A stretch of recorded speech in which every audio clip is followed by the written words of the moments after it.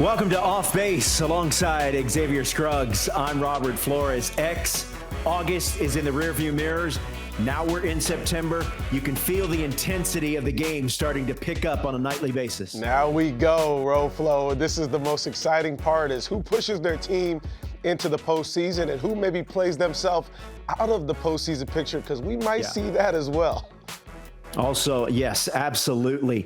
Also, the NFL season is upon us. A little bit later, we're going to talk about which players would make a great NFL quarterback. X has got some selections. I've got some selections as well. But let's get it started with our September spotlight. And we're going to talk about some things that we are going to be keeping our eye on over these next few weeks. It's not going to be too much longer before we have postseason baseball. So, X, what do you have your eye on first in the September spotlight? Yeah, Ro Flo, I think the first thing I'm keeping my eye on is Kyle Tucker and the health of Kyle Tucker. Obviously, hoping that the calf thing is not an issue and that he comes out the rest of this season and really gives his team an opportunity to not only get to the postseason, but possibly a World Series. And I say a World Series because, one, you invested in going and getting and trading for him this offseason, but two, he's been to 3 World Series. So that type of representation in that lineup, having someone that's been there and done that, been a part of winning a World Series as well, that to me is invaluable. And the rest of those guys can all feed off of that, not only just offensively, but also from a pitching standpoint, those guys knowing that they'll get run production from Kyle Tucker. The health is important, and he can go about as good as anybody in this league, as he's already hit his third straight 20 stolen bases, 20 home run season. He affects the game in so many ways, but we need him to stay on the field for them to be the best version of themselves. I'm going to stay in the National League, X, and for me, I want to know and I want to see how these Mets rookie starters are going to fare down the stretch. We know Nolan McLean thus far has been excellent. Jonah Tong looked very good early, and then we learned late in the week that Brandon Sproat, another one of their prize young prospect from the pitching department, is also going to be making his debut. When you consider the struggles that they've had from the rotation, also the news coming on Friday that Kodai Senga is going to be optioned to AAA. There's a lot of uncertainty right now. And X, I wonder if there is a chance that 1, 2, or maybe all 3 of these rookies could get an opportunity to start a postseason game should the Mets make it that far. I know it sounds like right now McLean deserves that opportunity as well as he's pitched. But all 3 of those guys, too, when I think about it, could offer some options for Carlos Mendoza, whether it be in that rotation or even in the bullpen, depending upon how well they do the rest of the way. And I think another important piece to that is going to be Juan Soto, right? Like, there's no understating how important this storyline to me is the rest of the season. I think you have to keep your eye on what he's been paid for, and it's this part of the season and going into the postseason as well. When you think about the early start, right? Not off to a good start, a little bit slower as far as getting to the power production. But the August, I mean, you're talking about a bat that woke up in July and August, and now we're starting to see the Juan Soto that they gave the money to. Yeah. And I can put everything away as long as he gets me to the postseason and helps me go deep into the postseason doing what we're seeing him do right now. I just remember early in the season and maybe even into May, we were saying, what's wrong with Juan Soto? Yeah. And there's some hot take artists out there saying the Mets overpaid. I just always thought, relax. This guy is going when the spotlight is the brightest and the hottest. Juan Soto was always going to come through, and thus far he has done that. I'm going to stay in the National League again. Back in 1968, Carl Yastrzemski hit .301. That was good to win the American League batting crown. That's the lowest batting average all time for a batting champion. And just for context, that next year, they lowered the pitching mound. That's how difficult it was for hitters back then to get some hits. So I'm gonna keep an eye on if any National League qualifier can finish with a batting average above 300. Trey Turner has been hovering around that 300 batting average, and he's the leader, going into the weekend. But I mean, X, I think it speaks to a couple of things. One, the game is played differently. Right. Two, I think it also speaks to just how difficult the pitching is. There is so much velocity. There is so much spin. There are so many guys coming out of the bullpen that can throw 95 plus. So I'm going to be interested to see how low that highest batting average is going to be in the National League. Yeah, and I think we give credit to some of those guys that are obviously right there, right? Trey Turner, Freddie Freeman, we showed Marte. I think it shows us how well those guys have ultimately done in a day and age when it's tougher to do that, or guys aren't doing it as much. They're at the top of that list. So really cool for me to see that. The last one that I'm thinking about, that my eye is going to be on, is the Astros and Yordan Alvarez, right? Now the Astros have basically gotten back in almost an acquisition, in a sense, the best acquisition that you could ever get in September going forward. But this was already a postseason team, right? The way that they played consistently all season. But now you enter Yordan into the conversation. You get an MVP caliber in the middle of that, or the MVP caliber player in the middle of that order. That, to me, not only his production, but helps out everybody else in this lineup. Yeah. The depth of that lineup, which has really suffered when you think about not having Isaac Paredes, when you think about not having Bregman this year. Obviously, you do bring Carlos Correa back, but I think he makes everybody better around him, and every other team has to circle Yordan Alvarez's name first, because that's the guy you don't want to let beat you, and he's already started doing it. Yeah, the pitching for so much of the 2025 season really kept the Astros afloat while all their injured players in the lineup were working their way back. Now it's almost as it's done a 180. Spencer Arrighetti pretty much done for the season. Josh Hader, they're hoping to get him back for the postseason, but they're not sure. And then Framber Valdez, he has been very inconsistent, wildly inconsistent. The incident with his catcher, Cesar Salazar, Hunter Brown has shown that he can be an ace, but they're going to need Framber Valdez to get back to his ace form, because the room for error for the Astros isn't as great as it once was. Right. No, I think it's a great point. And me and you were talking a little bit before the show just about the emotions, right? Framber is a leader for that starting rotation. So if his emotions aren't in check and his ability to be calm, relaxed under pressure and go out there and dominate like we've seen him do, if that's not there, it's hard for everybody else to feed off of that and do their job as well, because he is the example in that starting rotation. And it looked like the other day his emotions got the best of him. Yeah, I think the last thing I'm going to be looking for as far as is the month of September and as we roll into playoff baseball is what kind of momentum are the Dodgers going to have going into the postseason in this less than a month and a half or month to go of the regular season. We know that earlier in the week they got swept in Pittsburgh by the Pirates, a team that is in last place. I think sometimes with a team that has so much experience and so many big-time stars that maybe sometimes the regular season gets a little, I don't know, maybe the word is boring. They're going to be there. But I think that it's going to be interesting to see what they look like as we roll into the postseason. Yeah, it almost looks like the Dodgers are almost playing a little bit sloppy, a little bit tired in a sense at times, and it's like they're ready for themselves to turn it back up again. They're ready for postseason time already. We've seen this previously with the Dodgers in past years too. The one thing I'm looking at specifically with those Dodgers is what does this rotation look like during playoff time? Kind of what you mentioned with the Mets. I think it'll be interesting to see, does Blake Snell have to go to the bullpen? Does Tyler Glasnow have to go to the bullpen? Does Ohtani not get a start in a three-game series, whatever it may be? So I think that rotation is going to be interesting to see who Dave Roberts uses for a playoff start and who he uses in the bullpen.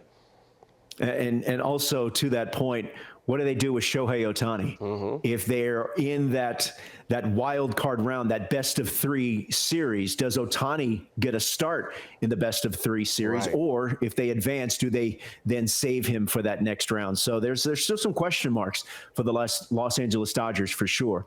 Let's take a quick time out. When we come back, for the better part of 2025, the best team in baseball has been the Milwaukee Brewers, and a big reason why, the surprising turn at the plate for Brice Turang. X is going to tell you how he's done it, what the difference has been for the Brewers infielder when we come back.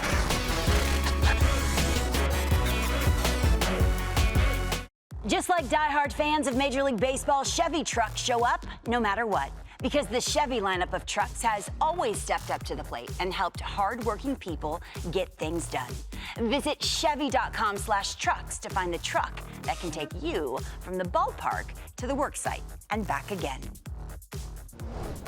Back, and gone. Brice Turang. I mean, this kid is ridiculous. I mean, the opposite field pop that he has been showing in this month of August is unreal. 10 home runs in a month from this kid. What a story it has been.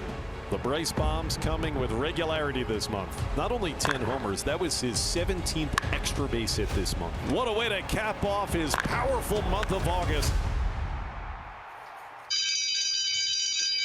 All right, time for another edition of Extra Credit with Xavier Scruggs. The subject of today's breakdown is Brice Turang, and as you saw in the montage there, X, he was the Chevrolet National League Player of the Month. You and I were talking before that this is like found money for the Milwaukee Brewers, right? Because they knew what they were getting from Turang and the glove. He's a platinum fielder. He's one of the best defensively.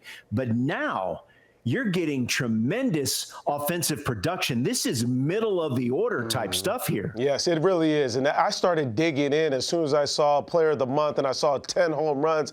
I was like, wait a minute, Turang ain't a home run hitter. And so I want to show you kind of what he's done differently in a spray chart first. Let's show 2024 and 2025. 2024, and no disrespect to his game, almost looks like a lefty slap hitter trying to hit something in front of the left fielder out there. No home runs really not many home runs to the pull side, not many doubles to the pull side either. And then you go to 2025 and everything is sprayed all around and you're seeing balls go much further. Does not look like the lefty slap hitter. And let's get into some of this video because the Brice is right now. When you think about what he's done as far as cashing in, he is not playing around. When he gets pitches up in the zone, he's not afraid to go opposite field. That's what I like. But he's also got that sweet lefty pot right there, middle in, towards the bottom of the zone. He knows how to lift it. And he's generating more of the exit velos and more of the launch angle to where the ball is flying. A couple of the adjustments I've seen last year, the hand placement was a little bit lower. He's less coiled. Also with the leg, you see, not a leg kick, almost more just pick it up, put it down. You're not really generating a whole lot from the backside, but at the same time, good contact, right? Being able to be a good hitter going the other way. Now the hands have raised up in 2025. There's more of a coil on that back leg. I'm getting more of a leg kick this year as well. And I think what that's done now is it's opened up his body and allowed him to almost just jump on pitches that are in his zone a little bit more. He's created more of the backside power as well. And he's using more of his whole body without, losing pitches on the outer half of the plate. He's still able to cover the whole plate. Right here, you're seeing average exit velos and hard hit percentage by year. I mean, when you talk about making these types of strides since 2023, a lot of players don't do that, especially when you look at the hard hit percentage. A lot of that is because he's handling the fastball. If you look at the slugging percentage against fastballs, it's almost jumped up 200 points since 2023 as well. Excuse me. So when you think about the fullness of Brice Turang and what he's done to say, I'm going to build more power in my swing, this is the right way to do it by making the right adjustments, getting to fastballs, and then also being able to still use the whole field. That's why he's been so dangerous, Ro Flo. To me, it's been about as important as anybody they've needed in the middle of the order, and you have someone that's been doing it as consistent as anybody as well. So we've seen recently that in the postseason, to win the World Series, you have to strike your opponents out. You have to have a tremendous bullpen, especially at the back end, and you have to hit home runs. Yeah. You have to out-slug, out-homer your opponents. Do you believe the Brewers can do that? I don't know if they're going to outslug everybody else, right? That's one thing hasn't been a huge part of their game. But I will say this. The one thing about their lineup, and Brice Turang included, is the ability to do it with runners in scoring position. And when I think about a team that can combat the home run swinger, all or nothing, swing and miss type of team, it's the one that can get guys on base and make sure they're scoring by being effective with runners in scoring position. That's what the Brewers have done all season long. They've done a great job of going first to third, first to home. The details of the game is where I think other teams can be beaten by what the Brewers do on the field. Yeah, I'm pulling for him. Look, this is someone that didn't even pick them to make the postseason, so shows what the heck do I know. But look, I would love to see them make a deep run because they play the style of baseball that as a kid of the 70s and 80s, I recognize that I grew up on. They play good defense. They go first to third. Yeah. They put the ball in play. They don't strike out. They pitch well, and they have their offense is good enough. So I'm hoping that we can find a way to see the Brewers make a deep run in the National League postseason. We kind of mentioned it too about Yelich too, right? There has to be supplication if somebody is maybe out of this lineup, and if there's certain guys that take a step back, other guys have to produce. And we've seen that in August with this team as they've hit more home runs. So maybe it's something to come for the Brewers as they get a little bit more powerful down the stretch with some of their guys that we didn't expect to be as powerful. Yeah, and look, I know he's been injured a little bit, but Jackson Churio, he's definitely shown to be a guy that can provide a lot of thump in a lineup. So we'll have to leave it there and see what happens with the Milwaukee Brewers moving forward. We do know that the NFL season is upon us. First full Sunday of the NFL season is right here. And when we come back, we're going to talk about which current Major League Baseball players do we think would make great quarterbacks. We'll talk about that on the other side.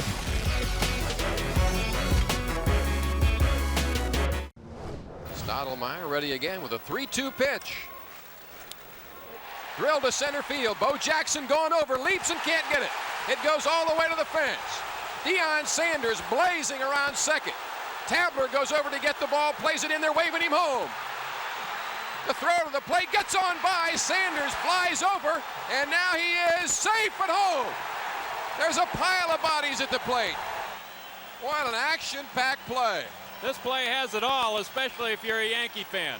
Bo came up just a little short on the diving catch in center. Ball came up on McFarland. Good call. Had McFarland been able to get the tag down on him the first time, he would have been out. Little blast from the past, and it is our double play. We are showing that clip of Deion Sanders inside the park home run way back in 1990 because it featured not only primetime, but also that was Bo Jackson playing center field. And obviously those two are known for their abilities to play both baseball and football at the highest of levels. So we thought we would take a look and tip the cap, if you will, in our double play of Players X that on this first NFL Sunday that played both Major League Baseball and played in the NFL. And Bo Jackson, career cut way too soon, but man, he was something special. I mean, that was the game right there. All-Star game, MVP, Ronald Reagan in the stands as well. I'm thinking about what type of specimen do you have to be able to do both things and do them well, right? Like, it's hard enough just concentrating on trying to do one thing well. I know that personally, but to be able to play at such a high level for both Bo Jackson and Deion Sanders in two different sports, I just don't think we'll ever see it again. I think it's a good time to be reminded of we will never probably see someone do both of those things the same way Deion and Bo Jackson did. Yeah, Deion's playing in the World Series. He's playing in the postseason and playing in the NFL, lining up against Jerry Rice as a member of the Atlanta Falcons secondary. And yeah, you're right. Look, Deion ends up in the Pro Football Hall of Fame.